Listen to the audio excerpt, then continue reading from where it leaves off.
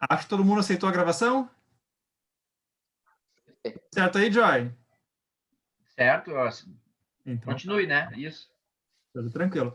Então tá, gente. Bem, vamos começar o nosso programa dessa semana aqui na Rádio Web Raízes. Hoje eu e o Joy, nós estamos aí com um convidado ilustre, né? Trouxemos alguém de fora aqui para agregar no nosso assunto e alguém que conhece, tem muito mais conhecimento e pode trazer aqui uma luz para algumas perguntas, pode agregar muito aqui no nossas informações que nós queremos passar. Lembrando, né, aqui eu sou o Bruno do Sindicato dos Bancários de Novo Hamburgo, o Joy também é funcionário ali do Sindicato dos Bancários de Novo Hamburgo, dirigente sindical ali do Sindicato dos Bancários, e esse programa aqui, ele não é para falar necessariamente dos bancários, ele é para falar de temas sociais, temas que são muito importantes para nós, que nós gostamos de discutir, gostamos de debater, e que a gente acha importante levar para a sociedade, e o tema de hoje é para falar justamente do mês do orgulho LGBTQIA+. E o Emerson, ele foi candidato a vereador aqui na cidade de Novo Hamburgo. Ele teve uma votação muito expressiva aí, então a gente é alguém para a gente acompanhar, né? E ele tem muito conhecimento, é filiado ao PSOL, então ele vai poder trazer aqui muita informação para nós sobre esse tema. Emerson, por favor, fique à vontade para se apresentar para os ouvintes, e aí a gente já pode começar a nossa conversa. Tranquilo, então. Primeiramente, boa noite a todo mundo, né? Vocês, Bruno, Joy, né? Todo mundo que vai estar nos escutando, né? E quero já de cara também agradecer a oportunidade, né, de estar conversando e principalmente nesse mês. A gente está aí no último dia aí, finalizando o mês de junho, né? Que foi um mês bem importante, né? Um mês de luta aí, um mês de bastante resistência, que é o mês do orgulho LGBTQIA+. Então, acho que vai ser uma boa forma de estar fechando o mês, né? Esse mês bem importante para nós da comunidade. Então, reitero aí o agradecimento, né, de estar podendo conversar com vocês, falando brevemente ali, tentar ser breve sobre um pouquinho de quem eu sou, o que eu venho fazendo, né? Sou formado técnico em mecânica ali na Fundação Liberato, estou cursando graduação em engenharia de produção. Na Liberato foi ali a escola, ali um período da minha vida em que eu posso dizer que me encontrei em muita coisa, tanto enquanto militante quanto pessoa mesmo, né? O que eu me identificava, né, como pessoa. Então isso tem relação sim com a minha sexualidade, né? Eu me assumi quando estava ainda aluno da Fundação Liberato. E a questão de se identificar também enquanto militante, né, se identificar na luta também foi, sim, nesse período que eu estava na Liberato. Foi ali que parece que virou a chave, sabe, dentro da minha cabeça. Então, na Liberato eu estive como presidente do Grêmio Estudantil ali da Fundação, mais ou menos ali 2017, 2018, né, atuando junto do Grêmio. Fiz parte também do Conselho Deliberativo da Fundação Liberato, né, órgão máximo ali da Fundação, junto com professores, estudantes, direção, entidades externas. E faço pesquisa, desenvolvo pesquisa, atuo em 2 organizações voluntárias atualmente, o Pride Connection Brasil, que é uma rede de empresas e organizações, instituições que visa aí melhorar o ambiente de trabalho das organizações para a comunidade LGBTQIA+, né, visando diversidade, visando inclusão da comunidade. Atuo também como vice-presidente da ABRIC, que é a Associação Brasileira de Incentivo à Ciência, levando ciência e pesquisa para escolas que não têm tanto essa base, esse desenvolvimento ainda, como escolas como a Liberato, né, trazendo então esse feeling para outras instituições. E tive aí essa experiência de ano passado estar candidato aqui em Novo Hamburgo pelo PSOL, né? Foi uma luta bem bacana, assim, uma experiência incrível, e a gente poder ter trazido para uma campanha as pautas que nos representam, que nos identificam, falar sobre ciência e pesquisa, falar sobre juventude, falar sobre LGBT numa cidade como Novo Hamburgo. E assim, eu era o segundo candidato mais jovem da cidade, né? Entre 239 candidatos, né? E a outra candidatura era um pouco suspeita, então não fez campanha, então era um pouco estranho. E a gente conseguia aí 857 votos, né? Foi a maior votação do pessoal aqui na cidade, e principalmente também a maior votação de um LGBT na história de Novo Hamburgo, né?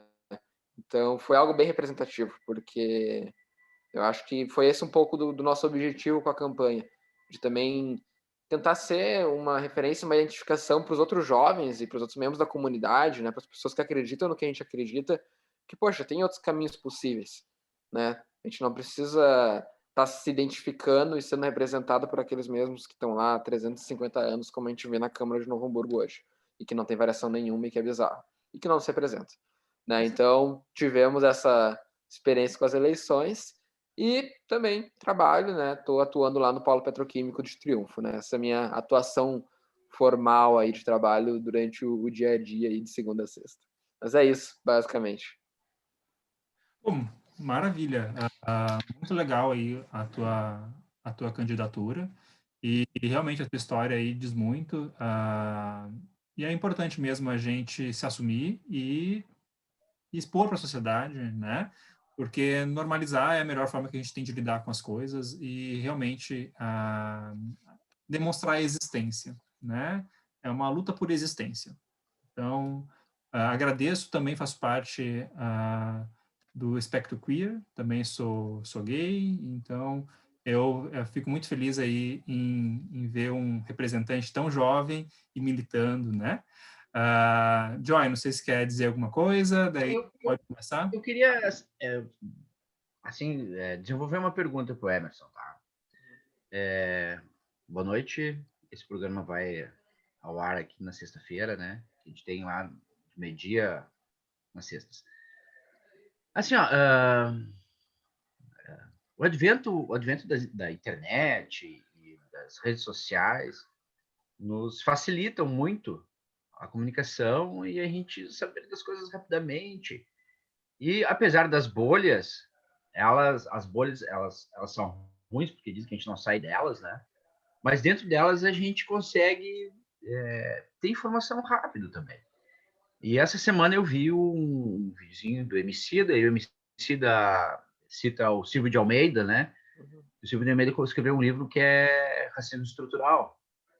E daí ele fala assim, ó, e ele não tem problema nenhum com isso, que às vezes as pessoas enxergam um negro e dizem, o negro ele tem que ser militante da negritude. Diz, não, pera lá, ele tem todo o direito de não ser. Tá? E ele aborda esse tema, e eu estou fazendo uma analogia com LGBTQI+. Também é assim, né? Então, o cara é LGBT, a gente é LGBT, tá, e o militante? Eu acho que essa tônica é uma tônica bacana, assim, para a gente desenvolver. Daí eu pergunto, Emerson, como é que é essa vida militante, né? E eu pergunto isso com muita felicidade, porque a gente no movimento sindical, pelo menos no nosso sindicato ali, aqui dos bancários de Novo Hamburgo região, é um sindicato identificado com a esquerda, né? E a gente vê uma esquerda envelhecendo. Eu mesmo, já tenho 49 anos, né? A gente vê uma esquerda envelhecendo e a gente ainda muito, como é que eu vou dizer assim, carregando o passado conosco, né? E daí falando em ditadura, não que isso não possa acontecer de novo, mas falando em ditadura e de stalinismo e trotskismo e tal. E aí a nossa linguagem é muito antiga e a gente percebe o PSOL, e é bacana a gente falar disso também. A gente vê o PSOL, ele tem várias candidaturas identitárias, né? E me parece que o PSOL ele consegue se comunicar bem, né, com a juventude, com essas temáticas. Então, eu queria assim, eu te ouvir como é que é ser militante, como é ser candidato a vereador, como é que é enfrentar uma cidade, né? Afinal de contas, 72% de Novo Hamburgo votou no Bolsonaro, não são 72% de fascistas, mas tem muita gente preconceituosa, machista. Não que no âmbito da esquerda a gente não tenha também, porque a gente está inserido numa sociedade machista.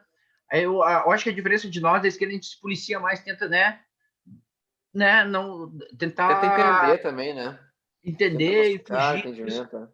Então, fica essa pergunta, como é que é um militante, um candidato, lutar contra tudo isso? Sim. Eu acho que essa questão até... Eu gosto muito de falar disso, né? Com certeza, em algum momento eu vou citar a questão da campanha também, né? De ter estado candidato. Eu adoro falar disso. Acho que é muito bom mesmo. E falar, por exemplo, da questão tanto de militante, isso se confunde com a questão de ter sido candidato, tá? E que vou dar até um exemplo da questão do meu pai, né? De quando meu pai me questionava, né? Me questionou. Meu pai não acreditou que eu ia ser candidato, ou que eu me envolvo com as coisas que eu me envolvo, né? De, por que tu tem que estar nas ONGs? Por que tu tem que ficar postando? Por que tu tem que ficar falando? Por que tu faz plenária? Por que tu faz reunião? porque, sabe, não tinha entendimento. E o ápice para ele de não entender foi eu querer concorrer, né? E ainda mais complicado ainda, concorrer pelo pessoal, né? Que meu pai não tem informação, nem não tem conhecimento político, sabe? É tipo, é MDB, PSDB, sabe? Tipo, PT, conhece o Sim. geralzão, nem sabe o que tem de partido, né? Então, reflexo da sociedade, né? Reflexo geral do Brasil. Mas quando ele me questionava, mas tu vai mesmo, né? Que foi esse ápice da campanha, eu falava, pai, tô com 21 anos, né? Agora tô com 22, na época eu tava com 21. Se eu não tiver com esperança, se eu não tiver acreditando que dá para mudar alguma coisa, eu com 21 anos, cara, fecha as portas do Brasil, acabou, entendeu? Porque não tem condição, entendeu? Se a gente, com a formação que a gente vem tendo, com o entendimento que a gente vem tendo das coisas, entendimento dos privilégios também, que são um ponto que eu toco bastante, porque eu tenho as minhas dificuldades por ser um membro assumido da comunidade LGBT, mas que são dificuldades diferentes de outras pessoas da comunidade LGBT. Então, tendo todo esse entendimento, e eu destaco isso, tendo 21 anos, 22, que seja, né, nessa casa, cara, se eu não tiver ainda com esperança de que, poxa, dá para transformar alguma coisa, que o caminho pode ser diferente, que o que está aí não me representa, que as coisas que o governo faz agora não dão certo, que a gente tem outros caminhos possíveis. Se eu já tiver largado de mão, que nem a gente fala, para mim não tem nem mais sentido, sabe? Não posso nem me chamar de juventude, nem mais nada, né? Entendeu? Eu acho que, então, para mim, essa questão da militância passa muito por isso, porque eu acredito muito, muito mesmo, tá? E daí esse entendimento também de que eu quero estar participando dessa construção, né? Essa questão do LGBT, por exemplo, a gente pode falar da negritude ou da LGBT, tu é obrigado a ser militante, a estar participativo? Não. Só que quem é que vai fazer a luta por ti? Entendeu? Tu acha que uma pessoa desconectada, que não te entende, simplesmente não te entende, e principalmente no contexto brasileiro, de muito conservadorismo, de muito negacionismo, né, de muito preconceito, tu acha que essas pessoas pautem o que vai acontecer contigo, né? Então, eu penso um pouco nesse sentido. Tu é obrigado? Não. Mas eu já acharia que pelo menos tu ter um pouquinho de conhecimento é quase uma obrigação. Mas mesmo assim, eu acho que tu tá participando, tu tá buscando ter esse entendimento, é algo assim, ó, deveria ser sim fundamental para quem passa as dificuldades que a gente passa nesses grupos minorizados. Seja negritude, mulheres, LGBT. Justamente por isso, quem está pautando a gente, se não for a gente, vai ser os outros que estavam pautando até agora e que faz a gente não ter política pública para a comunidade LGBT no Brasil praticamente. E por que não tem? O que é as políticas públicas que a gente tem hoje no Brasil?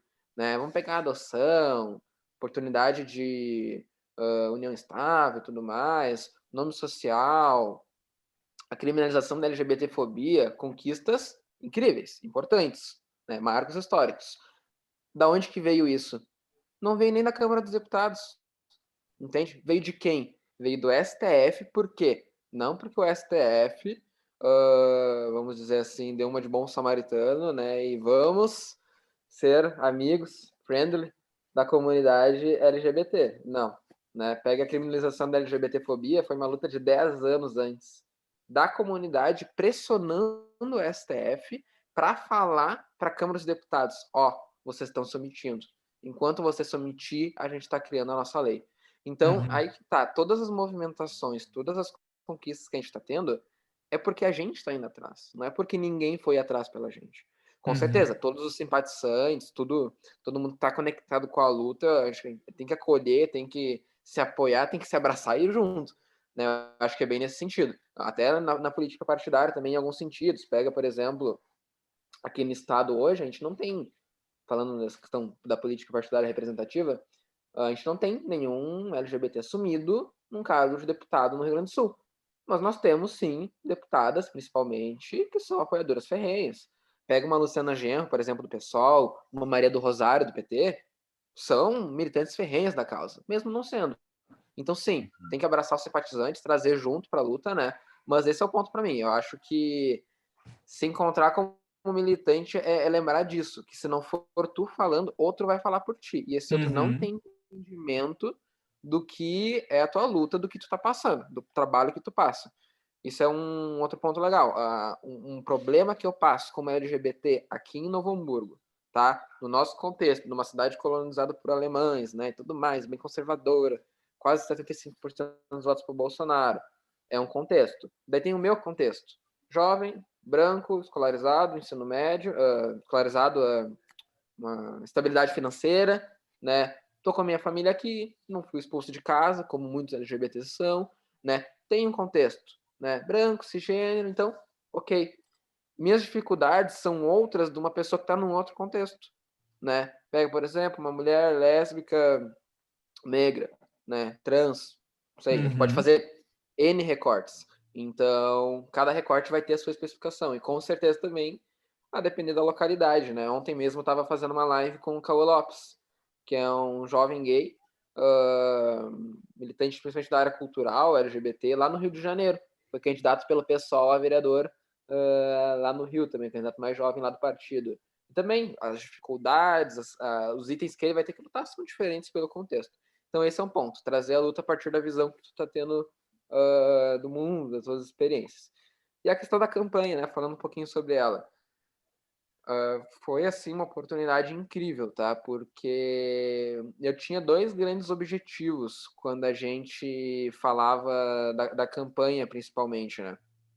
Eu comecei a construir a campanha um ano antes, tá? Não sabia nem se ia ser nome aprovado no partido, não fazia ideia, tá? Mas o que eu sabia é que a gente precisava organizar que tivesse sim uma candidatura que representasse os LGBTs, que representasse ciência e pesquisa, que representasse a juventude, né? Que representasse e educação também, trazendo bem forte essa questão, mas que representasse essas pautas. E que fosse uma candidatura que pudesse falar de renovação, sendo renovação também. Não a renovação que tu vê 99% dos candidatos falando e que é aquela coisa, o candidato vai entregar um panfleto, a pessoa olha e dá risada, porque pensa, mas tu é renovação de novo? Pela 10ª vez, né? Sim. Então é um negócio meio complicado, né, cara? Então, esse é um contexto.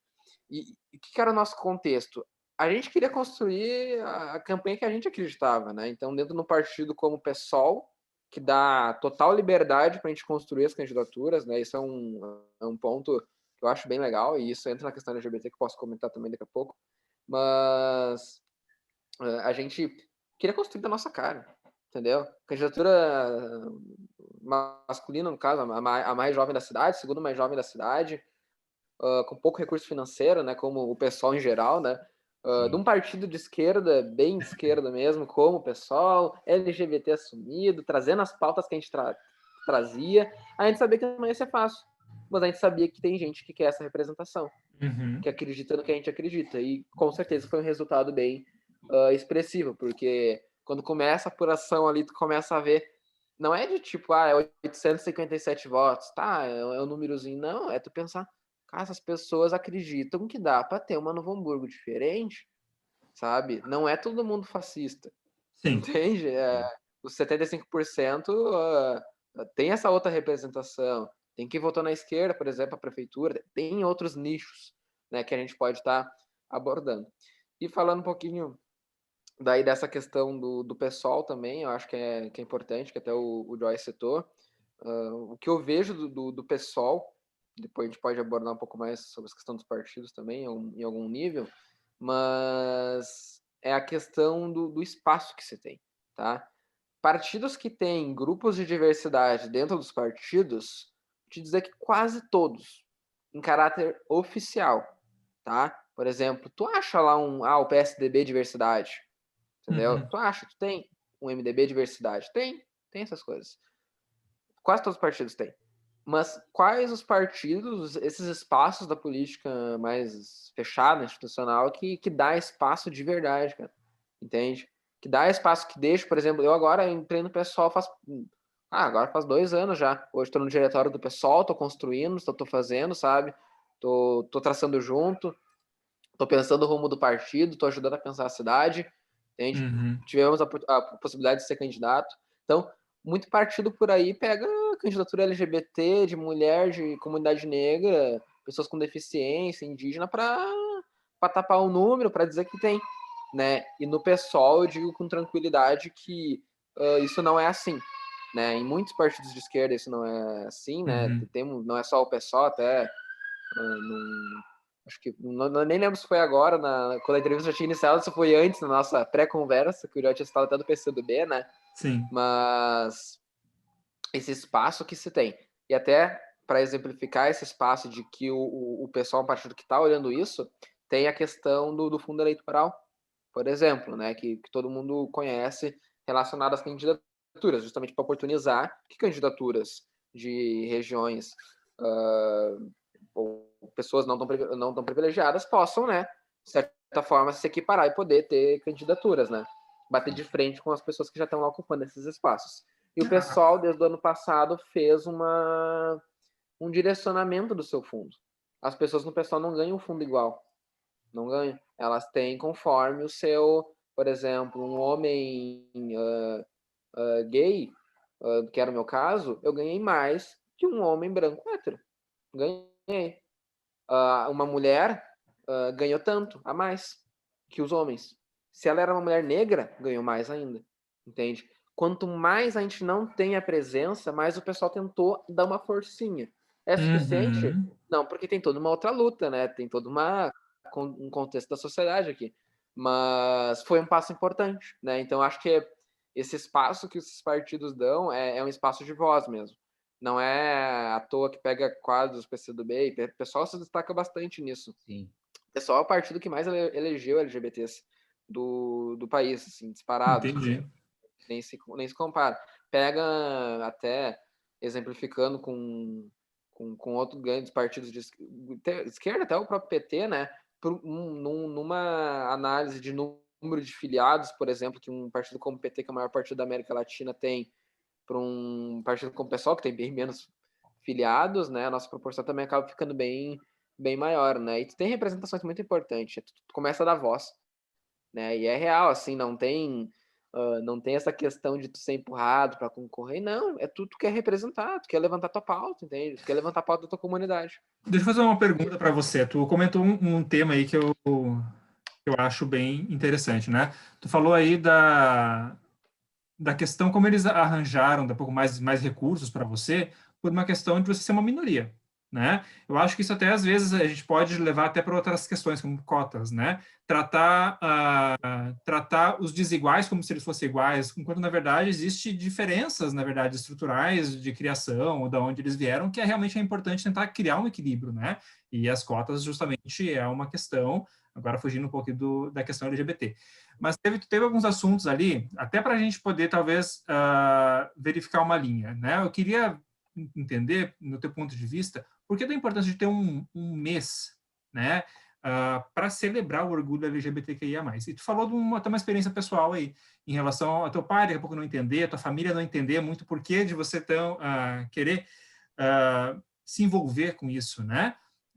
Nós falamos até no outro programa, Joy, acho que foi o nosso primeiro programa, que ninguém vai salvar a gente, ou ninguém vai lutar por nós, né? A luta ela é coletiva, ela envolve as pessoas, então é importante realmente que a gente se junte, né? E que as pessoas entendam que elas têm que botar a mão, porque senão não vai mudar, e realmente é muito difícil, né? E também... É a gente, né? Exato, e não precisa ser gay, não precisa ser lésbico, não precisa ser trans para se importar, né? Você não precisa ser negro para não ser racista, né? Então, vamos pegar alguns extremos assim. E tu falou ali, enfim, falando com o teu pai, tu falou, na tua conversa ali, eu pude pegar algumas linhas, poderia dizer assim, né? Isso é uma linha de pensamento minha, pelo menos, né? Da importância do mês, de ter um mês do orgulho LGBTQIA+, é justamente ter a exposição e realmente ter a militância, porque é importante falar sobre esse assunto, não só entre eu e você aqui, eu, Emerson e Bruno, né? Somos gays, mas falar disso dentro da família, dentro de casa, falar disso dentro da empresa, né? Eu sou funcionário do Bradesco e essa é uma pauta que ela é importante. E não é que ele quer falar baixinho, né? Quer falar assim... Não, realmente, no meio da reunião. Escondendo. Aconteceu uma situação, tu tem que falar, porque o assunto não tem que ser tratado como vergonha, porque não é, né? Eu vejo muito o nosso mês da LGBTQIA+, como uma luta por existência, né? Tem a questão celebrar o amor, ok, celebrar o amor eu acho importante, né? Entre dois homens, duas mulheres, enfim, mas eu acho que é mais reconhecer a nossa existência como parte da sociedade, como integrantes que têm que ser respeitados, né? Está na Constituição, né? O respeito, enfim, pelas pessoas e não faz distinção de gênero, sexo, enfim, né? Então, se você pudesse, daqui a pouco, dizer alguma linha assim do porquê da importância de ter um mês para celebrar o orgulho LGBTQIA+. E como talvez, como às vezes a gente vê uns absurdos na internet, né? Que as pessoas, que os héteros têm que agradecer para não precisar ter um mês para celebrar a heterossexualidade deles, né? Porque, na verdade, vem de uma coisa muito triste, na verdade, né? Vem de uma opressão muito grande que os gays passaram durante muito tempo, assim como outras minorias, e que precisou, depois de muita luta, né? Falou ali de uma questão de que foi o STF que muitas das nossas leis que nós temos veio por eles, não veio pelos senadores, não veio aqui por baixo, né? Possivelmente uma pressão até exterior, né? De, enfim, internacional, né? Que tivesse leis humanas, enfim, para essa classe, para essa minoria, né? Poderia falar um pouquinho aí dessa questão? Acho que seria interessante. Com certeza. O mês LGBT, para mim, ele me marca muito, né? Porque LGBTQIA+, justamente no momento que eu tive esse entendimento, né? Então, quanto militante, quanto pessoa que tá buscando fazer essa luta. Então, o mês LGBT, eu acho que é bem o que tu falou, e acrescentaria mais 2 itens só. É, sim, um período importantíssimo para a gente estar, sim, identificando a nossa existência, né? Tá fazendo essa resistência perante a nossa existência, né? Eu acho que é fundamental para isso. E junto com isso, né? Que nem tu falou, a questão do amor e tudo mais, é a parte mais bonita, né? Mas tem uma luta muito grande para a gente poder celebrar o amor, né? Esse eu acho que é o grande ponto. E aí vem as 2 coisas que eu acrescentaria só, de tipo, além dessa questão da resistência, existência, né? Que é celebrar e lembrar o que aconteceu no passado para que hoje eu tivesse aqui, alguém me chamasse para conversar sobre isso, por exemplo, né? Então, o que aconteceu lá faz mais de 50 anos, né? Que foi, por exemplo, a revolta de Stonewall. O que mais aconteceu nesse período? O que a gente foi avançando no Brasil? O que a gente foi avançando em Novo Hamburgo? Ou não teve avanço nenhum, né? São análises que a gente tem que fazer, mas olhar esse para trás, acho que é importante, né? Uhum. É um ponto importante para se identificar e entender que olha lá quem fez as coisas acontecerem. Foi a gente, ninguém fez por eles, né? A gente teve que assumir a luta. E usar como referência para as lutas que vão vir pela frente, porque, que nem eu falei, desse exemplo das leis, não temos garantia nenhuma, né? Me troca lá os ministros do STF. Qual a garantia que essa, principalmente no contexto que a gente vive, né? Tá mudando um pouquinho, né? Porque o Bolsonaro tá derretendo cada dia mais, né? Inclusive hoje com a entrega daquele super pedido de impeachment, até para destacar, para quem vai estar nos escutando.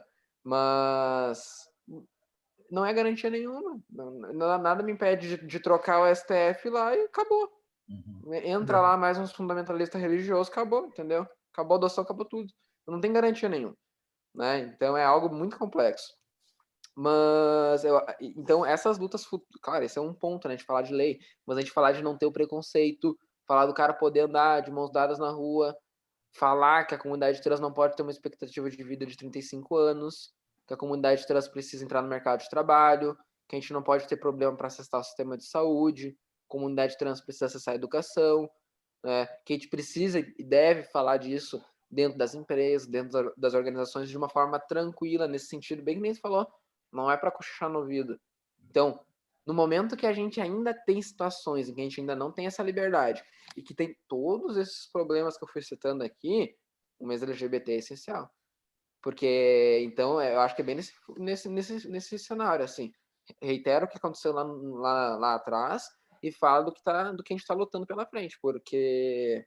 E destacar em alto e bom som. Se alguém depois for me acompanhar ali, o @ do Emerson Costa, entrar no meu Insta, o mês LGBT, eu falo de LGBT todo mês, sempre vai ter alguma coisa. Mas pega o mês LGBT, meu feed é colorido, tá? Porque eu falo 99% das coisas que eu citar em rede social ou em qualquer coisa da vida nesse mês é sobre LGBT. E eu falo muito, porque principalmente nesse mês. Porque para mim eu me sinto num ar assim de responsabilidade. Porque eu fico pensando, Cara, assim, ó, eu, por exemplo, pega esse mês, tá? Esse mês eu me comprometi, eu tive esse comprometimento ano passado, esse ano eu fiz de novo.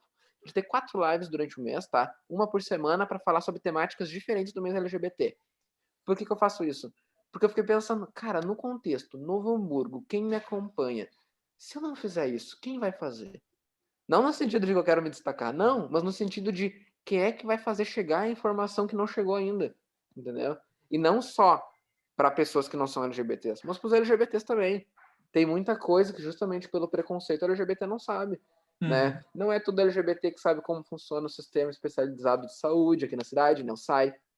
Não é todo mundo, né, que sabe como é que funciona as testagens, questão HIV, AIDS, questão de transição também para a comunidade trans.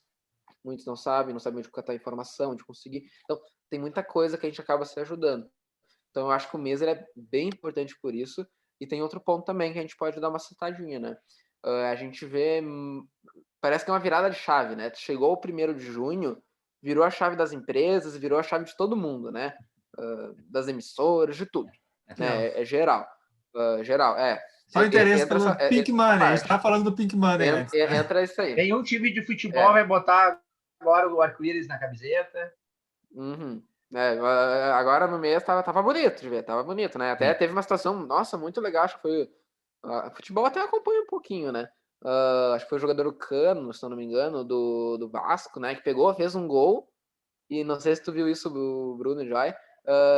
Teve toda uma crítica, né, relacionada ao Vasco, porque o Vasco também botou até as bandeirinhas do estádio, fez todo um negócio para a Semana do Orgulho, e daí veio muita crítica nas redes sociais do Vasco. Muita crítica, muita crítica. Como em todos os times, mas no Vasco Sim. Parece que o negócio foi mais.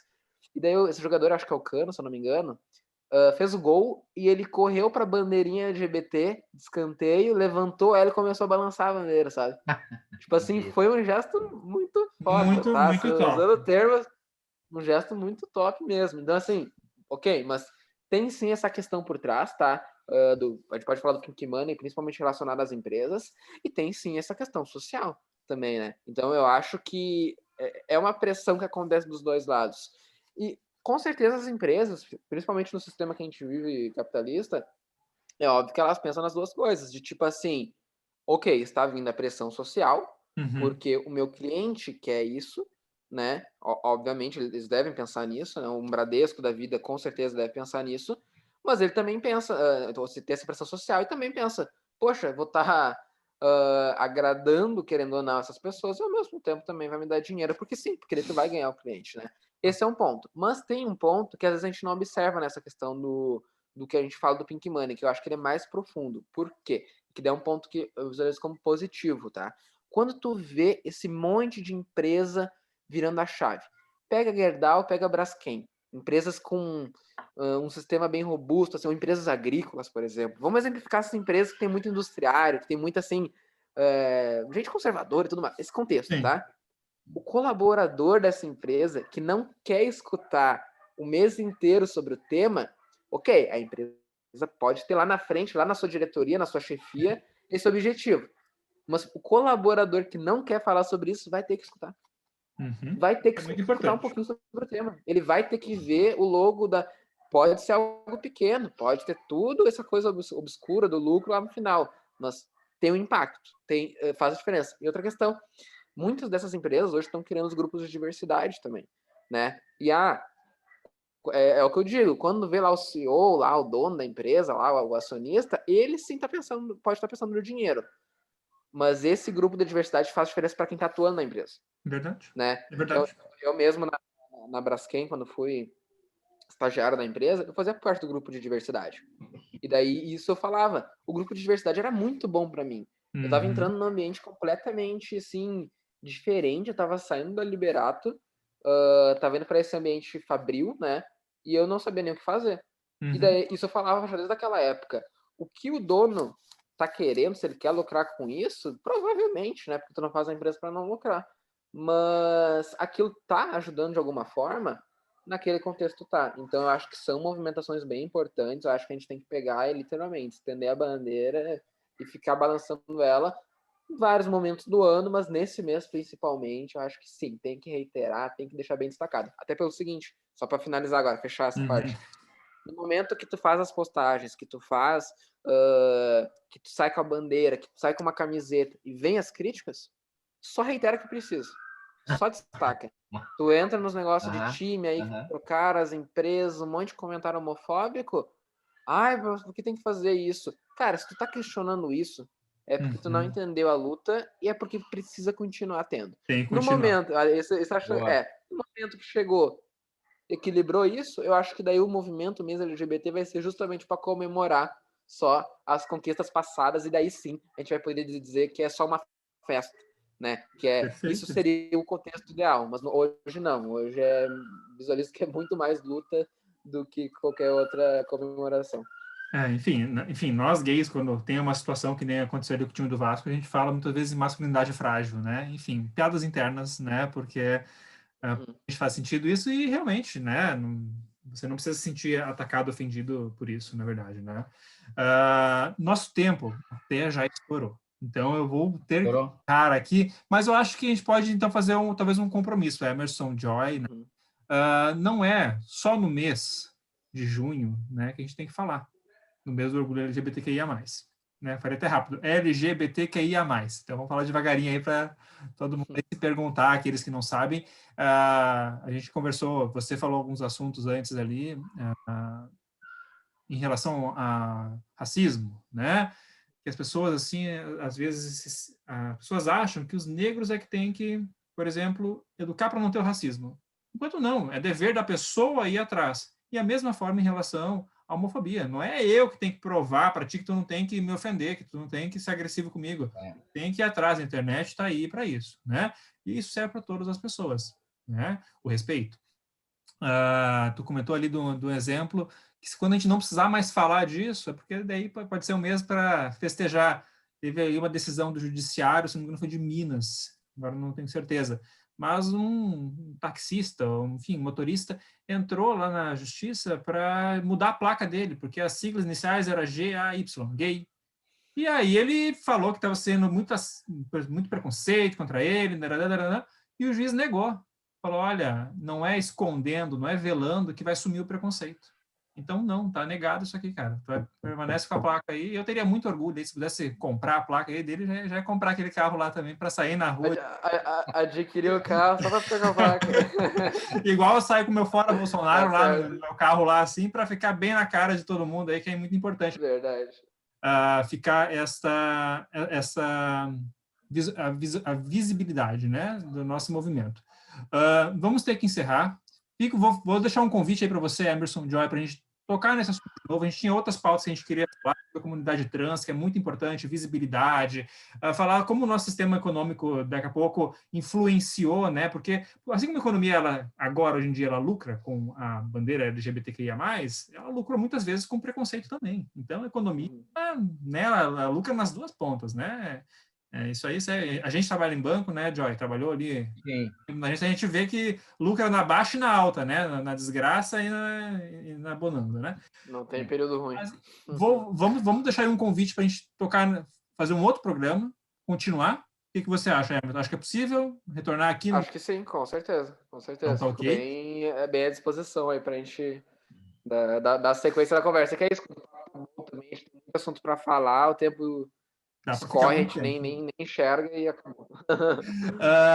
Para finalizar, Joy, tu finaliza para nós falando aí do ato que nós vamos participar, não sei se o Emerson vai participar, no dia 3 agora. Tu finaliza aí o programa para nós, por favor?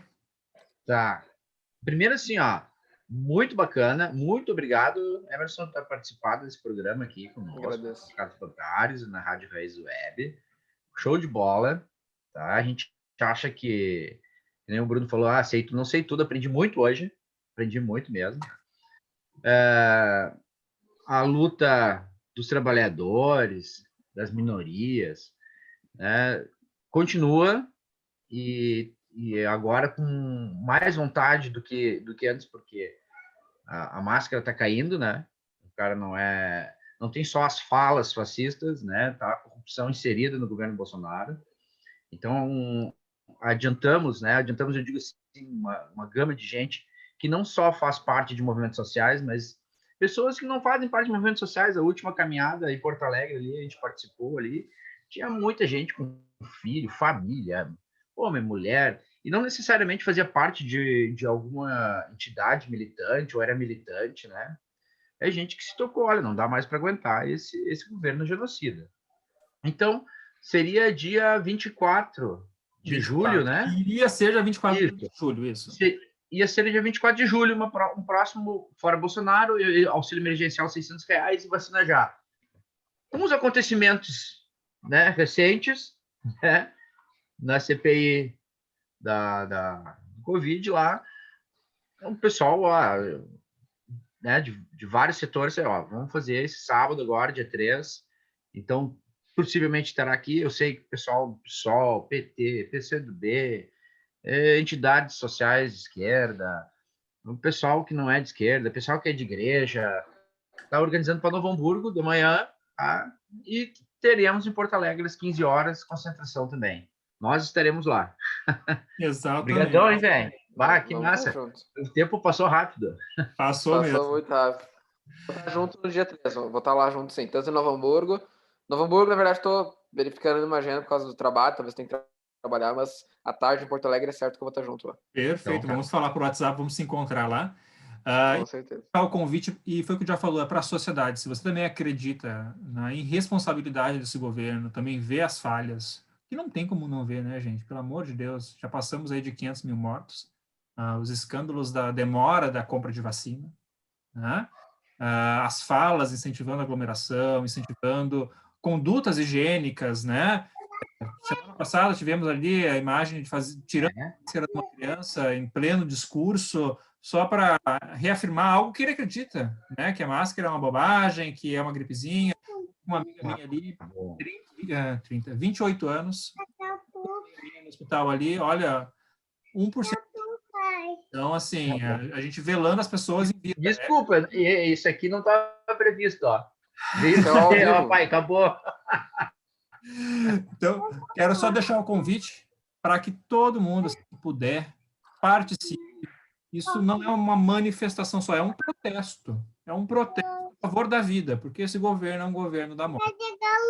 7 agora, lá em Porto Alegre, às 3 horas da tarde, vai ter um protesto, assim como nós já estivemos, assim como o Joy falou, não é partidário necessariamente. Ele é social, realmente para exigir aí e responsabilizar esse governo que é responsável. Desculpa, gente. Queridos, vamos encerrar aqui. Agradeço, né, aí a participação e para os ouvintes, para vocês, né? E que obrigado, gente. Conversa aí para o nosso próximo encontro, tá bom? Gente, até mais. Um abraço. Obrigado. Até dia 3/7 e fora Bolsonaro lá em Porto Alegre, sábado agora, lá em Porto Alegre. Fora Bolsonaro. E vamos lá. Bora. Vamos lá, tamo junto. Valeu.